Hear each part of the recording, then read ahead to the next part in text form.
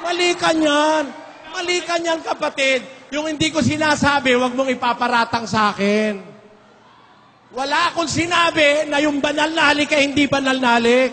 Wala nun. O eto po, sabi niyo po, hindi beso-beso. Kung hindi po beso-beso, ano po ang banal na halik?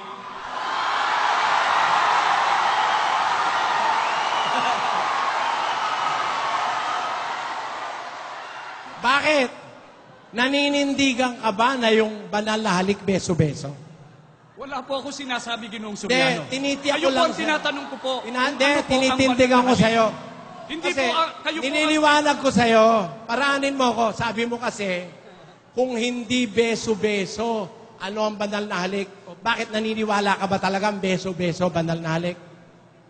Kayo po ang may palatuntunan Hindi. itanong kay Soriano. Sinabi mo kasi. Ako magtatanong.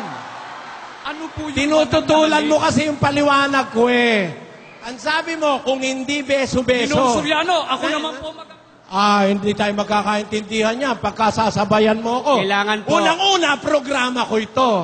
Huwag mo namang ipakita ang kabastusan ng Iglesia ni Manalo. Sanay na kasi ako sa kabastusan ng Iglesia ni Manalo. Huwag mo naman dalhin hanggang dito sa Cavite. Kabastusan yung ginagawa mo, hindi pa ako tapos, nagsasalita ka eh. Ang nagtatanong, nag-iintay ng sagot. Huwag kang sasagot hanggang hindi ako tapos magsalita. Kapatid, yung sinasabi po ni Brother Eli, kompirmasyon po. Ang inyo po bang paniniwala sa banal na halik ay beso-beso? Kayo po ang tinatanong Hindi namin. kapatid, para nga po, Kung hindi po, ganito nga po eh. beso-beso ang Ganito banal nga na po. halik. Ganito Ano nga po. po? Ang paniniwala nyo ba'y beso-beso ang banal na halik? Ang sabi niyo po, Brad Willie, palatuntunan niyo ito. Kung kami po, pababayaan yung magayag ngayon, hindi na ninyo ito palatuntunan. Hindi po. Palatuntunan na po Tinatanong namin lang ito. kayo. Tinatanong lang kayo. Yun bang beso-beso? Gaya ng sinabi ni Ramil Parba, yan ba talaga ang paniniwala ng Iglesia ni Manalo sa banal na halik? Teka po, uulitin ko lang po, nagagalit po kayo eh. Hindi. Sabi niyo po, Huwag ka magpapatutsyadang nagagalit kami. Nasa area yan eh, hindi naman totoo. Galit ba si Brad Willie? Di ba nililiwanag lang? Masama tubo ng bunganga mo kasi. hindi po.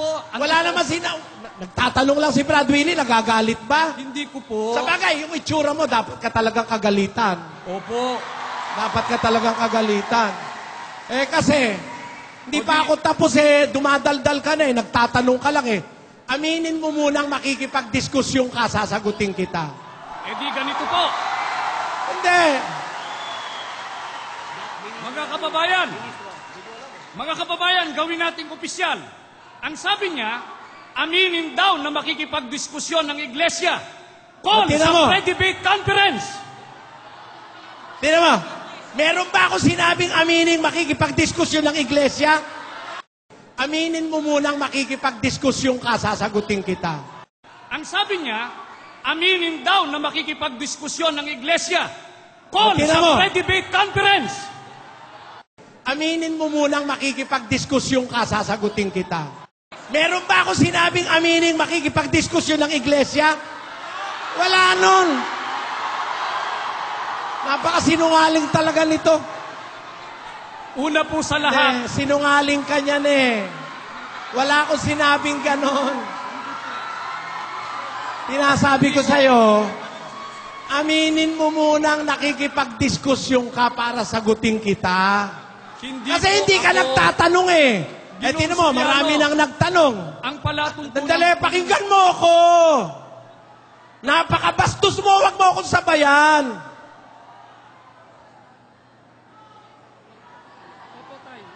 Napakabastos naman ito Yan ba tinuro ni Manalo sa'yo? Hindi ka makapagparaan sa kapwa mo tao?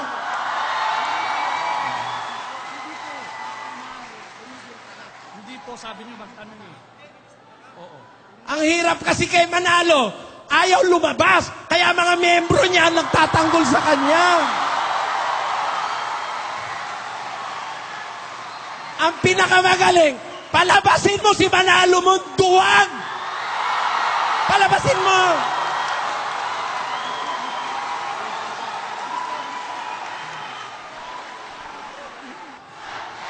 diploma po. Palabasin mo, ministro mo! Yan ang hirap, mga kababayan. Yan ang hirap pag ang puno ng relihiyon nakatago sa aparador.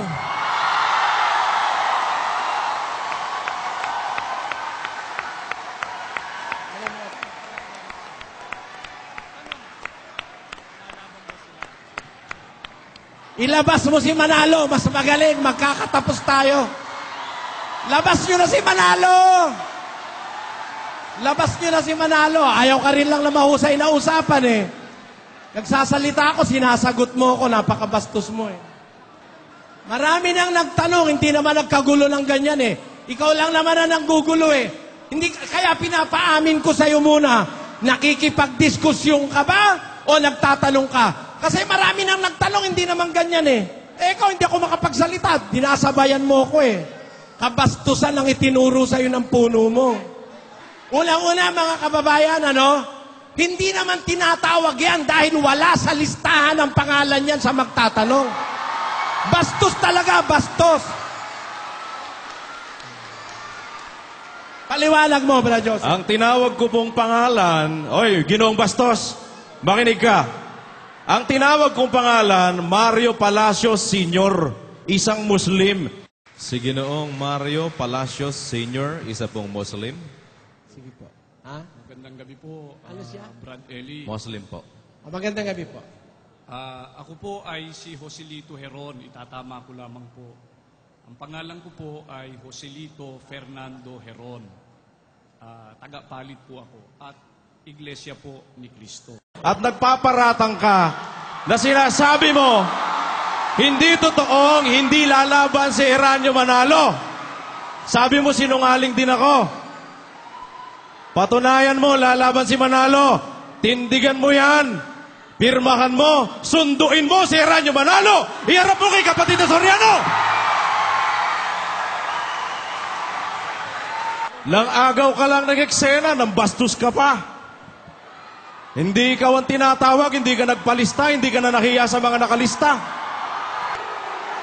Sige, umuwi ka, sunduin mo si Manalo. Patunayan mo lalaban siya kay kapatid na Soriano.